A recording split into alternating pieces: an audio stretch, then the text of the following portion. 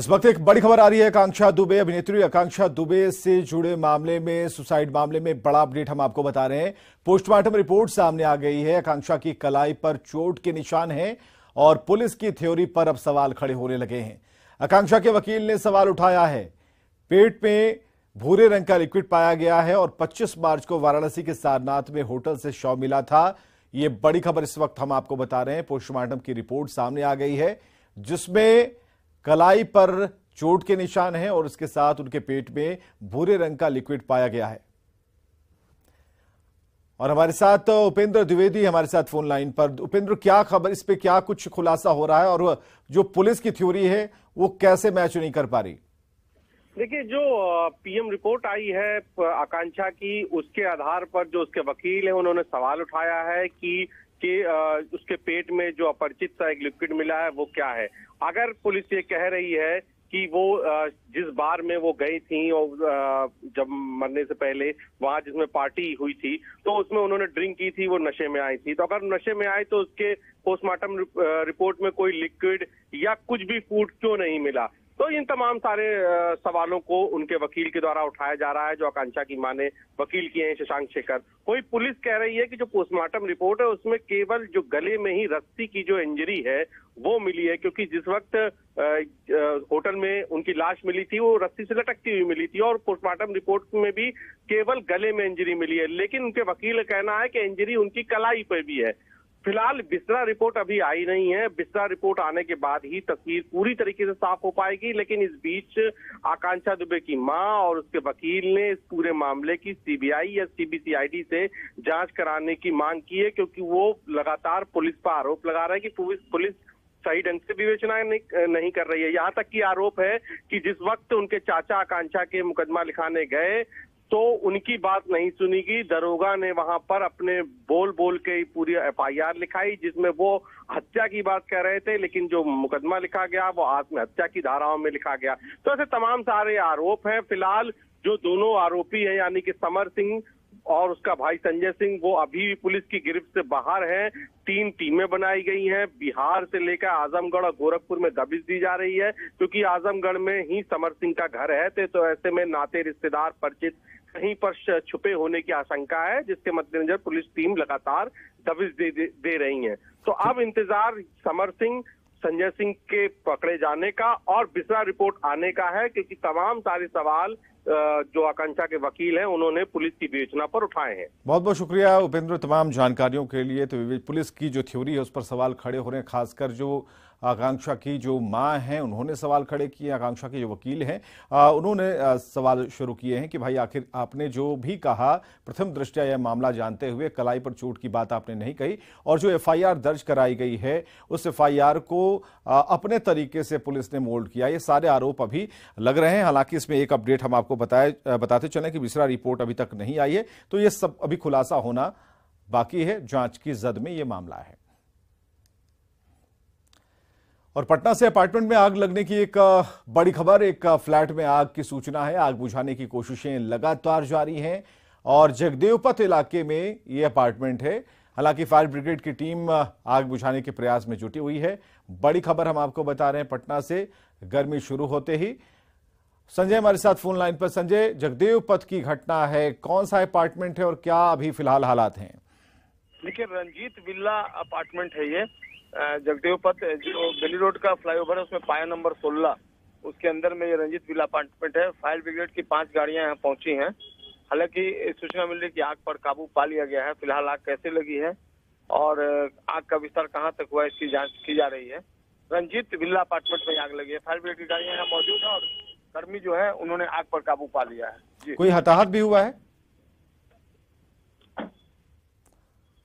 संजय, आप सुन पा रहे हैं? ये अपना सवाल दूर। हाँ संजय, कोई हताहत भी हुआ, कोई सूचना ऐसी, कोई घायल हुआ है? देखिए, अभी घटनास्थल पर जस्ट न्यूज 18 की टीम पहुंची है और फायर ब्रिगेड के कर्मी इतना बता पा रहे हैं कि आग पर काबू पा लिया गया है। फिलहाल जांच की जा रही है। मैं अपडेट करता हूं थोड़ी देर में। बहुत बहुत शुक्रिया तमाम जानकारियों के लिए। एक और अपडेट का इंतजार कीजिए। हालांकि आग कैसे लगी इसका अभी तक पता नहीं चल पाया है। एक फ्लैट में आग की सूचना है। जगदेवपथ इलाके में एक ये अपार्टमेंट है और आग बुझाने की कोशिशें जारी हैं और जो सूचनाएं आ रही हैं उसके मुताबिक आग पर काबू भी पा लिया गया है।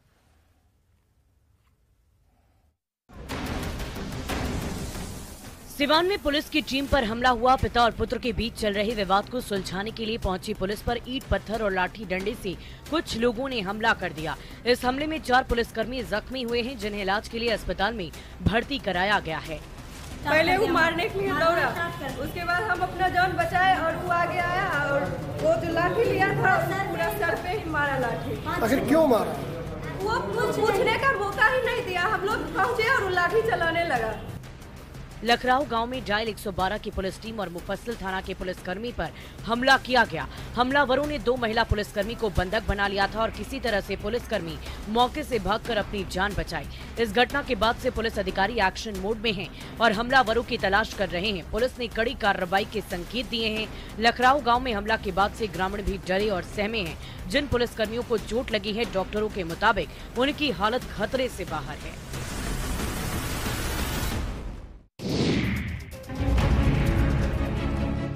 रांची के ठाकुरगांव थाना क्षेत्र में तिहरे हत्याकांड की खबर से सनसनी मच गई। महिला सहित 2 बच्चों की हत्या से पूरा इलाका सकते में है। पुलिस, एफएसएल और डॉग स्क्वाड की टीम मर्डर की गुत्थी सुलझाने में जुटी है। बैती बगदा घाटी के जंगल में 3 अधजले शव होने की सूचना ग्रामीणों ने पुलिस को दी।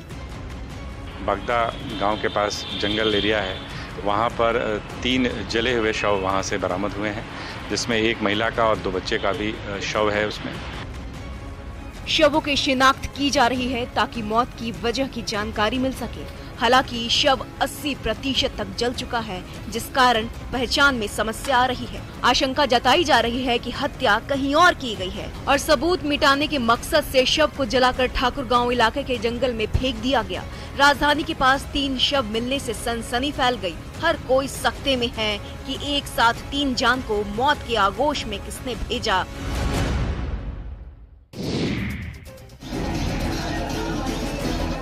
हजारीबाग में रामनवमी के दौरान शहर में धार्मिक स्थल पर तोड़फोड़ के साथ डीजे बजाने से रोकने पर पुलिस पर हमला किया गया था।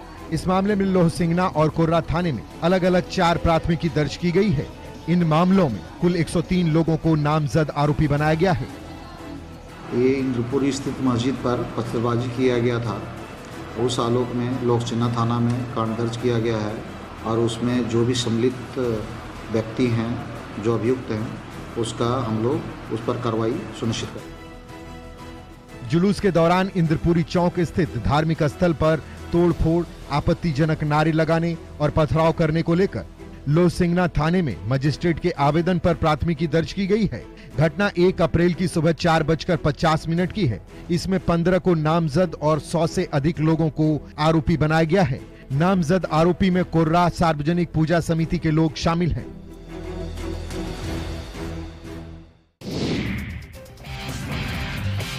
रांची का मरांग गुम के Jaipal Singh astroturf hockey stadium अपने नए लुक के साथ तैयार नजर आ रहा है। स्टेडियम के पुनरुद्धार का काम अब आखिरी चरण में है। न्यूजीलैंड से लाकर बिछाए गए एस्ट्रोटर्फ ने स्टेडियम की खूबसूरती में 4 चांद लगा दिए हैं। झारखंड में जिस खेल को धर्म का दर्जा प्राप्त है, उस खेल का नाम है हॉकी। यानी झारखंड की नसों में दौड़ती है तो सिर्फ और सिर्फ हॉकी। रांची के मोरवादी स्थित जो एस्ट्रोटर्फ स्टेडियम है, यहाँ ब्लू एस्ट्रोटर्फ लगाए गए हैं, न्यूजीलैंड से मंगाए गए हैं और इसका मतलब साफ है कि अब रांची अंतर्राष्ट्रीय मैचों के लिए पूरी तरह से तैयार है।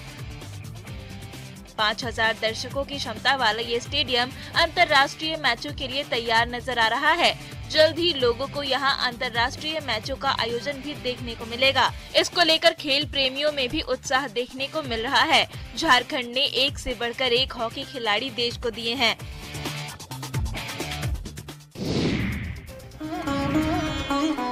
लखीसराय की सुप्रसिद्ध इंद्रदमनेश्वर महादेव अशोक धाम को बिहार का बाबा धाम भी कहा जाता है। इसके प्रकटीकरण के 47वें वर्षगांठ के मौके पर अशोक धाम महोत्सव का आयोजन लखीसराय में किया गया। 3 दिवसीय महोत्सव के पहले दिन इंद्रदमनेश्वर महादेव मंदिर ट्रस्ट के तत्वाधान में 10 किलोमीटर दूरी की भव्य कलश शोभा यात्रा निकाली गई। कलश शोभा यात्रा का शुभारंभ शहर के अष्टघटी तालाब से हुई। श्री इंद्रदमनेश्वर महादेव ट्रस्ट से जो भी जुड़े थे, सभी लोगों का विचार हुआ कि इसको अच्छी तरह से मनाया जाए। कलश यात्रा में करीब 500 कन्या ने हिस्सा लिया। इस दौरान गाजे बाजे के साथ भव्य झांकी भी निकाली गई, जिसकी छटा देखते ही बन रही है। इस मौके पर भक्तों का उत्साह चरम पर था। हर कोई अपने इष्ट देव की आराधना में जुटा दिखाई दिया। अशोक धाम प्रांगण में वृंदावन से आए कथावाचक सुखदेव जी महाराज का प्रवचन भी महोत्सव का हिस्सा है।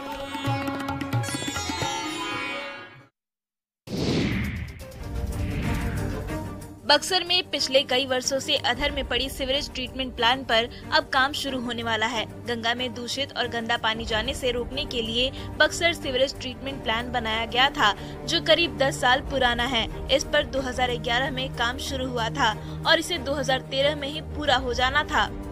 वर्षों से जो हमारे यहाँ पेंडिंग है सीवर ट्रीटमेंट प्लांट के लिए, वो एक बक्सर की कामना पूरी हो जाएगी। जो अविरल गंगा, निर्मल गंगा की हम लोग परिकल्पना करते हैं, वो साकार आने वाले दिनों में हो पाएगा।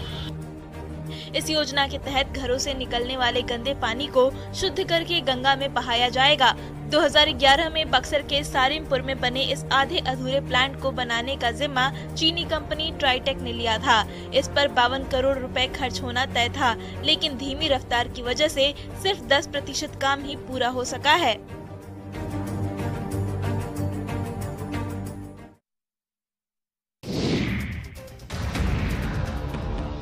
बेतिया में आग से भारी तबाही हुई है। मीनाटार थाना क्षेत्र के रामपुरबा गांव में अचानक आग लगने से 9 घर जलकर राख में तब्दील हो गए। दमकल की गाड़ियों की मदद से आग पर काबू पाया गया। जब तक दमकल की गाड़ियों की मदद से आग पर काबू पाया गया, तब तक काफी नुकसान हो चुका था। ग्रामीणों ने साजिश कर आग लगाने का आरोप लगाया है। जो साहब नोटिस डाला रही घर खाली करे के, अब मुझे टाइम मिल रहा है 5 तारीख हटावे के। अब 5 तारीख ना हटावे के तो लग हमें 4 तारीख के साजिश से आग लगा के हमने घर जरा दिल बल्लू।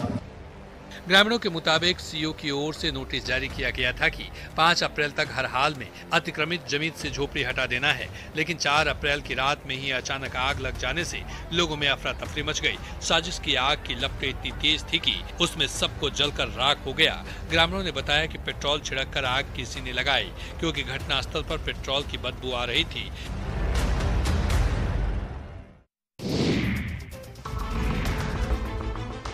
गोपालगंज पुलिस ने हथियार के साथ 3 अपराधियों को गिरफ्तार किया है। गिरफ्तार अपराधियों के पास से एक देसी पिस्टल, चाकू, 3 जिंदा कारतूस और एक चोरी की बाइक बरामद की गई है। भोरे थाने की पुलिस ने 3 अपराधियों को दुबे जिगना गांव से गिरफ्तार किया है। इसमें जो 3 अपराधी जो इन्वॉल्व थे, उन तीनों को गिरफ्तार किया गया है और जिस चाकू का प्रयोग हुआ था उस चाकू को भी बरामद किया गया है। इसके साथ इनके पास से एक देसी कट्टा और 3 कारतूस ही बरामद किया गया है। गिरफ्तार अपराधियों की पहचान दुबे जिगना निवासी मंजेश राम उर्फ कुली राम, राहुल राम और कटैया थाने के बघी गांव निवासी आकाश यादव के रूप में की गई है। एसपी स्वर्ण प्रभात ने बताया कि हररिया गांव में आपसी विवाद के दौरान चाकूबाजी हुई थी, जिसके बाद पुलिस ने कार्रवाई करते हुए तीनों अपराधियों को गिरफ्तार किया। गिरफ्तार अपराधियों के पास जब तलाशी ली गई तो चोरी की बाइक और हथियार बरामद हुए। गिरफ्तारी के बाद पुलिस ने राहत की सांस ली। वहीं इस कार्रवाई से बदमाशों में हड़कंप मचा है।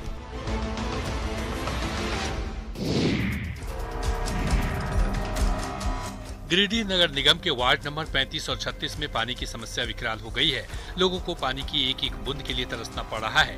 यहाँ पर सप्लाई का पानी नहीं पहुँच पा रहा है, जिससे लगभग 5000 की आबादी को पानी के लिए हाहाकार से गुजरना पड़ रहा है। जो पानी की टंकी है, पिछले 15 दिन से उसका मोटर चला हुआ है। हम लोग बार बार स्थानीय विधायक के आवास भी जा चुके हैं, उससे सिर्फ हमें आश्वासन मिली है, अभी तक किसी भी तरह का कोई कार्रवाई नहीं हुई है। पानी की समस्या को लेकर शहर वासियों ने विरोध प्रदर्शन भी किया। जनप्रतिनिधियों पर वादा खिलाफी का आरोप भी लगाया, लेकिन नतीजा अभी तक कुछ नहीं निकला है। कई बार शिकायत करने के बावजूद समस्या का समाधान नहीं हो पाया है। यहाँ के लोगों ने चेतावनी देते हुए कहा कि अगर यही हाल रहा तो आने वाले चुनाव में वे लोग चुनाव के दौरान वोट नहीं करेंगे। पानी नहीं होने के चलते लोग सुबह से ही पानी की तलाश में बाल्टी लेकर घर से निकल जाते हैं। पानी के चलते लोगों के कामकाज पर भी असर पड़ रहा है।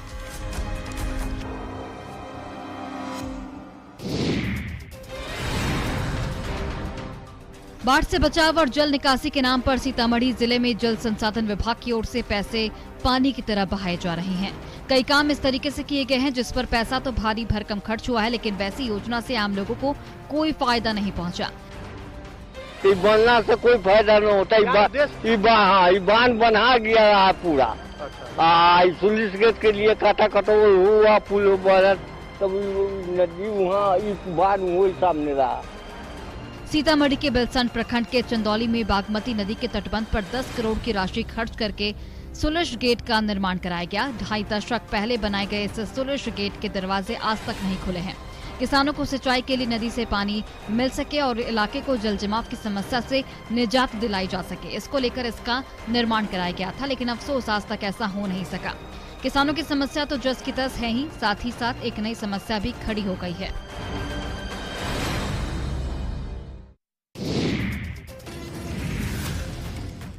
गुमला डुमरी थाना क्षेत्र के शंखसर डीह गांव में हाथियों ने जमकर उत्पात मचाया है। हाथियों ने न सिर्फ घरों को तोड़ा बल्कि घर में रखे अनाज को भी बर्बाद कर दिया। सबसे ज्यादा नुकसान विजय सिंह को हुआ है।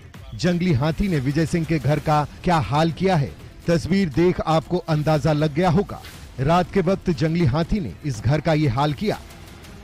हाथी आया और हमारे घर को धंस दिया, जिसमें मेरा बाबू सोया था, बाल बाल बचा और तीनों साइड धंस के उसके बाद 10 बोरा धान खा गया, जिसमें मेरा लगभग 50,000 का नुकसान हो गया। रात के करीबन 3 बजे के आसपास एक विशाल जंगली हाथी पहुंचा और घर की दीवार को धक्का मारकर ध्वस्त कर दिया। गनीमत रही कि घर के सदस्य समय रहते वहां से भाग गए, नहीं तो हाथी का कहर उन पर भी टूटता। ग्रामीणों के शोर मचाने पर हाथी बुकमा जारी जंगल की ओर भाग गया।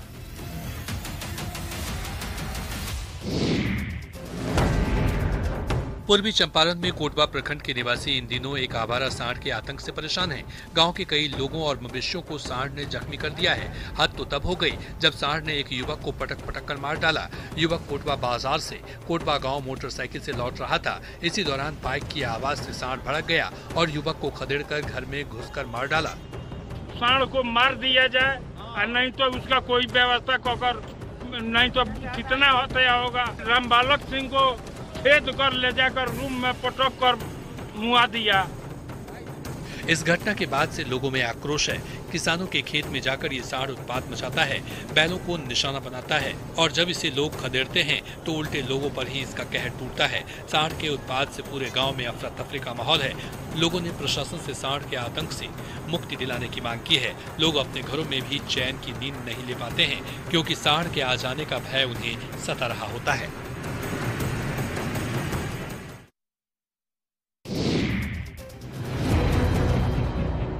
सरकारी अस्पतालों में बीमार मरीजों की सेवा के लिए एम्बुलेंस की व्यवस्था होती है, लेकिन बक्सर में मरीजों की सेवा करने वाला एम्बुलेंस ही बीमार है। बक्सर के शहरी प्राथमिक स्वास्थ्य केंद्र में खड़े इस एम्बुलेंस की हालत देखकर इसकी सेहत का अंदाजा लगाना किसी के लिए मुश्किल नहीं होगा। एम्बुलेंस कई महीनों से यहाँ खड़ा है। इसके हर पार्ट्स रखरखाव के अभाव में जर्जर हो चुके हैं। जानकारी मिलेगी तो उसको कहा जाएगा, वो तो एजेंसी है, उसका तो काम ही है कि भाई वर्किंग कंडीशन में देना, तो माने गड़बड़ कंडीशन में तो देना नहीं है, तो ठीक कराया जाएगा एकदम निश्चित। अगर है तो हमको अभी कोई जानकारी नहीं है, वहाँ के MOIC या किसी ने कोई जानकारी ऐसी नहीं दी है। सिविल सर्जन की बात सुनकर आपको हैरानी हुई होगी। ये सभी अस्पतालों के मालिक होते हैं, लेकिन इनको इस बात की जानकारी ही नहीं है। अब सुस्त सिस्टम के बारे में आप आसानी से समझ गए होंगे। हालांकि न्यूज़ 18 के कैमरे पर इन्होंने सुस्त व्यवस्था को चुस्त करने का भरोसा जरूर दिया है।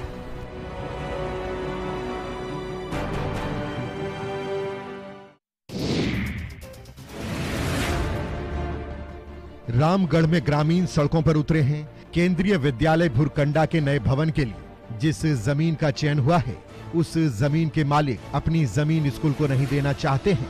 आदिवासी बहुल मसमोहना गांव के ग्रामीणों का कहना है कि जिस जमीन का चयन हुआ है, उसका अगर अधिग्रहण होता है तो वे लोग भूमिहीन हो जाएंगे। हम लोग का जमीन इतना ही है तो कितना नए हम लोग देंगे जमीन, जहाँ आती बनाने के लिए मिला है वहीं पे बनाइए।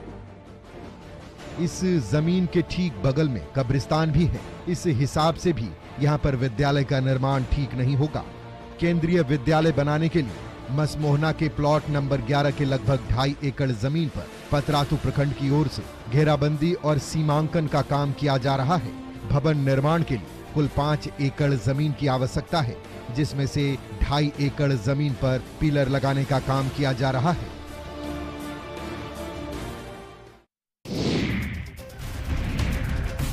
पटना सिटी में जाम की समस्या लोगों के लिए नासूर बनता जा रहा है।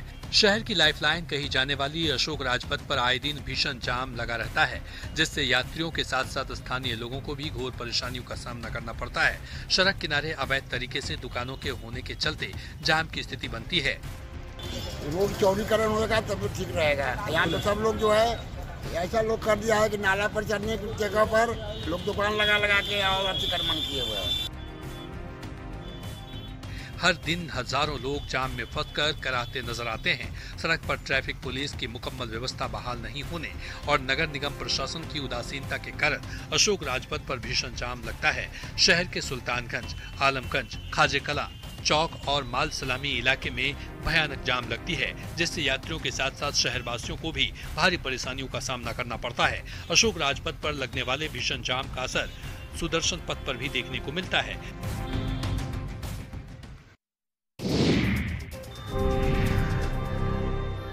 कहते हैं कभी कभी कुदरत का करिश्मा भी अनोखा होता है। ऐसा ही एक मामला सामने आया है पूर्णिया में, जहां ट्विंस बेबी ने जन्म लिया है। खास बात ये कि दोनों लड़का है और दोनों बेबी का पेट आपस में जुड़ा हुआ है, जबकि हाथ, पैर, मुंह समेत अन्य सभी अंग अलग अलग हैं। जहां बेबी को देखकर डॉक्टर, स्वास्थ्यकर्मी भी हैरत में हैं। पेट से पेट जुड़ा हुआ है इस बच्चा। ऐसा रेयर है, कॉमन नहीं है। मतलब 50,000 से 60,000 में ऐसा एक बच्चा होता है इस तरह का। फर्दर ट्रीटमेंट के लिए हम लोग हायर सेंटर भेजेंगे, क्योंकि यहाँ पे वैसे फैसिलिटी नहीं है अवेलेबल अभी फिलहाल।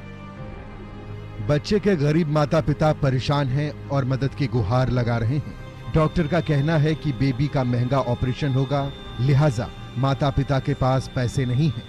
इसके लिए उन्होंने समाज और सरकार से मदद की गुहार लगाई है, ताकि इन दोनों बच्चों को नई जिंदगी मिल सके।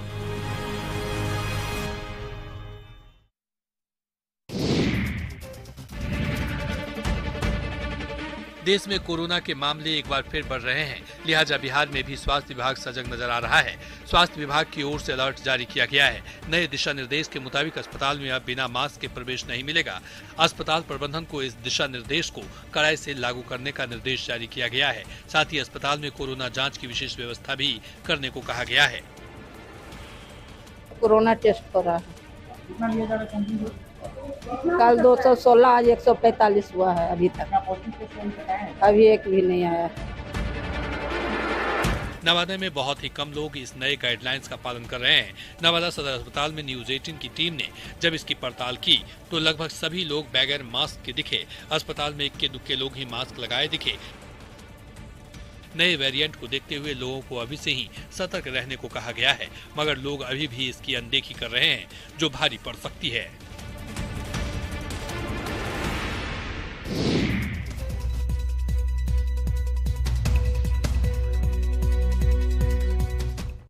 हेडलाइंस प्रेजेंटेड बाय पेट सफा आयुर्वेदिक चूर्ण।